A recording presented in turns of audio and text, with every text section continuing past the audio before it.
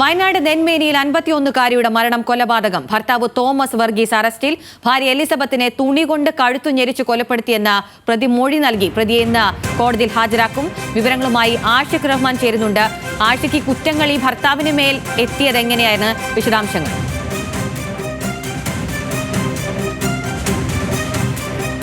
അഖില, കഴിഞ്ഞ ഈ ചൊവ്വാഴ്ചയാണ്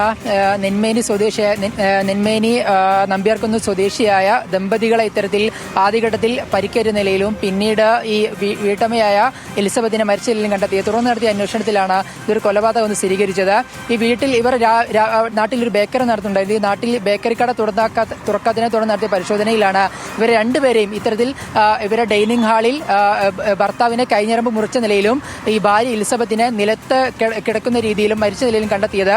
തുടർന്നാണ് ഈ ഭർത്താവിനെ ആദ്യഘട്ടത്തിൽ ബത്തേരിയിലെ സ്വകാര്യ ആശുപത്രിയിൽ, പിന്നീട് കോഴിക്കോടത്തെ സ്വകാര്യ ആശുപത്രിയിൽ ചികിത്സയിൽ പ്രവേശിപ്പിക്കുകയായിരുന്നു.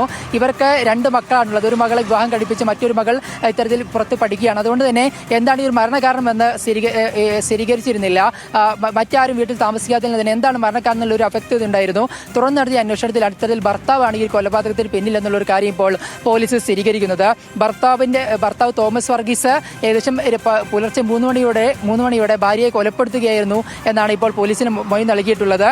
കഴുത്ത് ഞെരിച്ചത്, അതായത് തുണി ഉപയോഗിച്ച് കഴുത്ത് ഞെരിച്ച് ഭാര്യയെ കൊലപ്പെടുത്തുകയായിരുന്നു. അതിന് കാരണമായി പറയുന്നത് സാമ്പത്തിക പ്രശ്നമാണ്. അദ്ദേഹത്തിന് ചില ബിസിനസ്സും മറ്റു കാര്യങ്ങളും എല്ലാം ഉണ്ട്. അതിലുമെല്ലാം വന്ന ചില സാമ്പത്തിക പ്രശ്നങ്ങളാണ് ഇത്തരത്തിലൊരു കൊലപാതകത്തിലേക്ക് നയിച്ചതെന്നാണ് ഇപ്പോൾ അദ്ദേഹം മൊഴി നൽകിയിട്ടുള്ളത്. അദ്ദേഹം കോഴിക്കോടത്തെ സ്വകാര്യ ആശുപത്രിയിലാണ് ഇപ്പോൾ ചികിത്സയിലുള്ളത്. അദ്ദേഹത്തിന്റെ ആരോഗ്യനില ഇപ്പോൾ മെച്ചപ്പെട്ടു വരികയാണ്. തുടർന്നാണ് ഇന്ന് നൂൽപ്പുഴ പോലീസ് എത്തി ഈ ഇത്തരത്തിലൊരു മൊഴി രേഖപ്പെടുത്തി.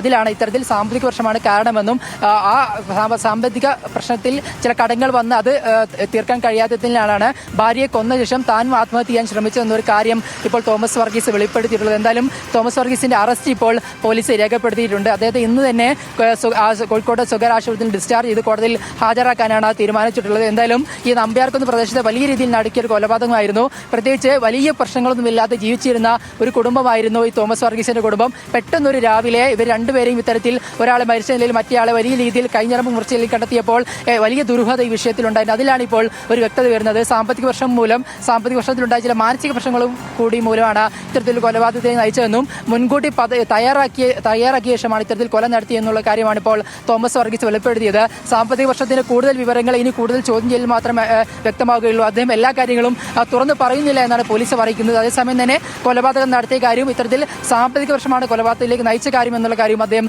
സ്ഥിരീകരിക്കുന്നുണ്ട്. എന്തായാലും അദ്ദേഹത്തിന്റെ അറസ്റ്റ് രേഖപ്പെടുത്തിയിട്ടുണ്ട്.